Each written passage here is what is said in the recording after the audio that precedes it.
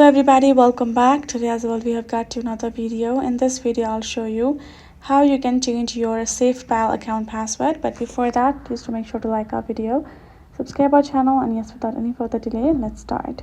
So for that, all you gotta do is simply open up your Safepal on your phone, and once you have opened up your app, simply scan your ID, face ID, and open it up. Now from over here you can tap on this little profile kind of icon on top left corner, and from there tap on this option of security, and now at the bottom you will find this option of change security password. Tap on it.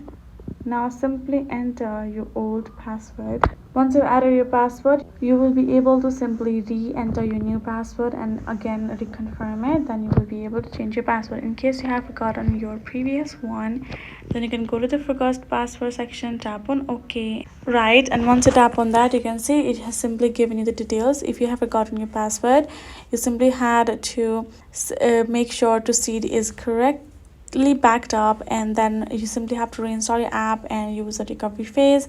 That way you will be able to recover it. So that is how you can do it. Hope this video was helpful to you all. Thank you so much for watching, and yes, I'll see you guys in our next video.